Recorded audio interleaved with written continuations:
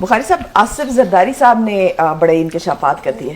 انہوں نے کہا کہ پی ٹی آئی کے دور میں مجھے جو ہے وہ 6 وزارتوں کی پیشکش ہوئی تھی پیپلز پارٹی کو، اور پھر یہ بھی کہا کہ مجھے نکالنے کا کہا گیا، مائنس زرداری کرنے کی خواہش کی جاتی رہی. یہ جو جس طرف یہ انڈیکیٹ کیا جا رہا ہے، کس طرح دیکھتے ہیں اس کو؟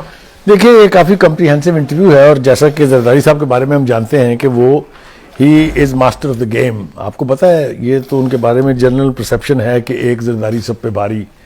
کھلاڑی ہیں سیاسی میدان کے، اور اچھا کھیلتے ہیں اور ہمیشہ اچھا کھیلتے رہے ہیں. میرے خیال سے ان کے انٹرویو کی اگر آپ مجھ سے پوچھیں کہ جسٹ کیا ہے، تو وہ یہ ہے کہ ان کے حوصلے بلند ہیں، کوئی دو رائے نہیں اس کے بارے میں، اور انہیں اسٹیبلشمنٹ سے کوئی گلے نہیں ہیں. پورے انٹرویو میں ہم نے کہیں نہیں سنا کہ انہوں نے ٹارگٹ کیا ہو اسٹیبلشمنٹ کو اور یا نون لیگ کو. ٹارگٹ تو چھوڑ دیں آپ، ایک الگ بات ہے، اس میں شہباز شریف صاحب کی انہوں نے تعریف کی، اس کی بھی بات کرتے ہیں ہم. جی. دوسرا یہ ان کا میسج ہے میرے خیال سے اس انٹرویو کے تھرو کہ ڈونٹ ٹیک اس ایزی، ہمیں ایزی نہ لیں. We are in a position to spring surprises. یہ میں سمجھتا ہوں کہ زرداری صاحب کی اگر انٹرویو کی اسپرٹ یہ ہے تو یہ ٹھیک ہے، اس میں کوئی انفاؤنڈڈ چیز نہیں ہے، ایک بات.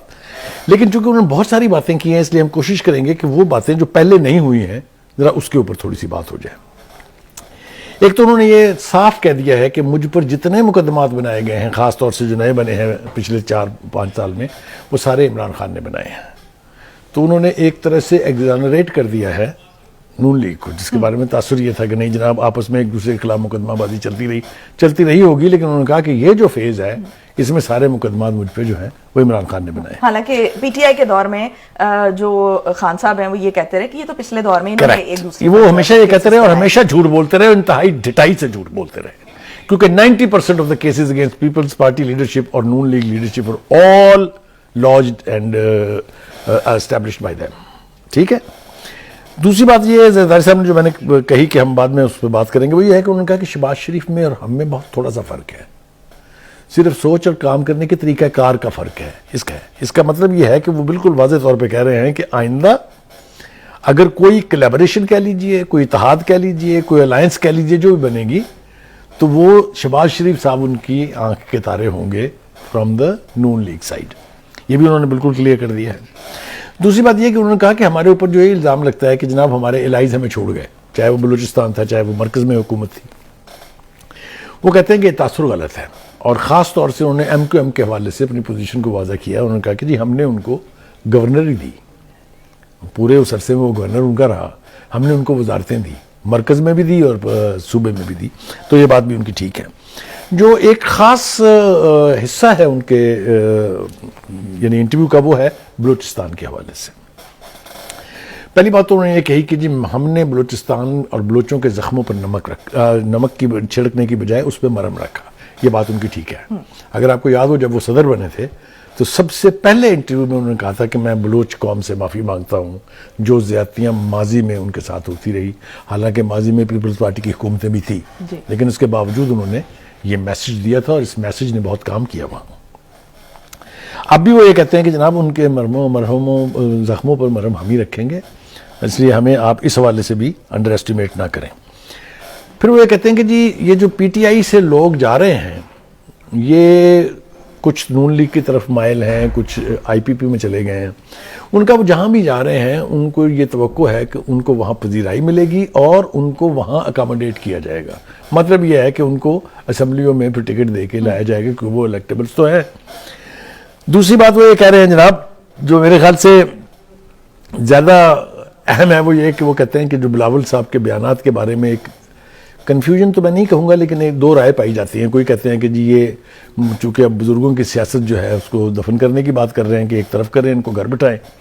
اور انہوں نے پھر اس کی جو وضاحت کی ہے وہ بہت انٹرسٹنگ بھی ہے اور پلازیبل بھی ہے. ایک تو انہوں نے کہا جی ہماری پارٹی ایک نہیں ہے، دو پارٹیاں ہیں. ایک 4PP ہے وچ از پاکستان پیپلز پارٹی پارلیمنٹیرین، ان کا اس کا چیئرمین تو میں ہوں. ایک ہے پاکستان پیپلز پارٹی جس کے چیئرمین وہ ہیں. اور پھر ساتھ انہوں نے باریک بات اور یہ کی کہ پارٹی جو ہے وہ بے نظیر میرے پاس چھوڑ کے گئی ہے. حوالہ ان کا ان کی وہ وصیت کی طرف ہے جس میں انہوں نے کہا تھا کہ he will be the custodian of the party. تو ایک یہ بات انہوں نے بہت صاف انداز میں کہی اور ساتھ یہ بھی کہا کہ ٹکٹیں میں دوں گا. بلکہ جب ان سے پوچھا گیا کہ جی آپ جب ان سے یہ کہا گیا کہ جی کیا بلاول کو بھی ٹکٹ آپ دیں گے تو وہ ہنسے. ہم نے کہا کہ میں ہی دوں گا. تو یہ جو ان کی گفتگو ہے یہ میرے خیال سے بہت سارے کنفیوژن کو طے کر دے گی کہ پارٹی کے اوپر کمانڈ بھی ان کی ہے, پارٹی کے جو فیصلے ہیں وہ بھی انہی کے ہیں. انہوں نے کہا کہ بلاول جو ہے وہ انٹیلیجنٹ ہے مگر ینگ ہے. وہ کہتے ہیں اس کی سوچ مختلف ہو سکتی ہے اور ہونی بھی چاہیے. تجربہ ہاں, لیکن وہ کہتے ہیں کہ تجربہ ہی ہے. مطلب پھر وہی گھما کے جو سوئی ہے وہ واپس ان کی طرف آتی ہے. وہ یہ کہتے ہیں لیکن وہ پر امید ہے کہ وہ سیکھ جائے گا. اس کا مطلب یہ ہے کہ انہوں نے ان لوگوں کو یہ پیغام صاف دے دیا ہے جو ہرٹ ہیں بلاول کی ریسنٹ تقریروں سے کہ نہیں میری طرف دیکھیں میں ابھی موجود ہوں اور آپ بابوں میں سے ایک ہوں. تو یہ بھی ایک بہت یعنی واضح قسم کا اشارہ تھا. لیکن یہ بھی تو کہا ہے کہ اگر آپ بلاول اگر مجھے کہے گا کہ آپ سیاست نہ کریں تو آپ سوچ لیں کہ میں کیا کروں گا. اس نے کہا کہ یہ تو ہر گھر میں ہر گھر کا رولا ہے. آپ اپنے بیٹے کو مجبور نہیں کر سکتے, بیٹا آپ باپ کو مجبور نہیں کر سکتے. تو ہی لافڈ اٹ آؤٹ, لیکن میسج بہت کلیئر تھا کہ اٹ ول ٹیک ٹائم. انہوں نے کہا کہ وقت لگے گا بلاول صاحب کو سب کچھ سمجھنے میں. تو یہ میسج کس کو دیا گیا ہے؟ پہلے تو بلاول صاحب کو دیا گیا اور اس کے ساتھ ہی دوسروں کو دیا گیا. Don't mind, he is a young boy, young lad, let him say what he is saying. تو I'll sort it out when the time will come. ایک ٹھیک ہے, باقی سارے معاملات میں دیکھتا ہوں. دوسری بات یہ کہ بلوچستان کے حوالے سے انہوں نے ایک اور بات اہم کی ہے, وہ یہ کہ ہندوستان جو ہے, بھارت جو ہے, وہ وہاں پر سرمایہ کاری کر رہا ہے بلوچستان کو ڈی سٹیبلائز کرنے کی اور ویزاوی پاکستان کو ڈی سٹیبلائز کرنے کی. تو یہ بھی میرے خیال سے اسٹیٹمنٹ بہت کیٹیگورک ہے کہ وہاں ہندوستان جو ہے یا بھارت جو ہے یا اس کی لیڈرشپ یا اس کی رو جو ہے وہ آرام سے نہیں بیٹھے ہوئے, مسلسل لگے ہوئے ہیں اس کوششوں میں کہ بلوچستان کو ڈی سٹیبلائز کیا جائے. اور بلوچستان خدا نہ خواستہ اگر ڈی سٹیبلائز ہوگا تو پاکستان سٹیبل نہیں رہ سکتا. یہ دو باتیں آپس میں جڑی ہوئی. اچھا, میں بخاری صاحب زرداری صاحب کی بات پہ واپس آنا چاہوں گی. مجھے آپ ذرا یہ کلیئر کر دیں کہ اگرچہ کہ انہوں نے انٹرویو دیا ہے, لیکن انٹرویو کے ذریعے آپ کے خیال میں انہوں نے جہاں پر میسج بھیجنا تھا وہ میسج بھیج دیا ہے. لیکن ایک تو میسج بھیج دیا ہے, اس کا اثر کیا ہوگا یا اس کا ری ایکشن کیا آئے گا یہ تو ابھی بعد میں پتہ چلے گا.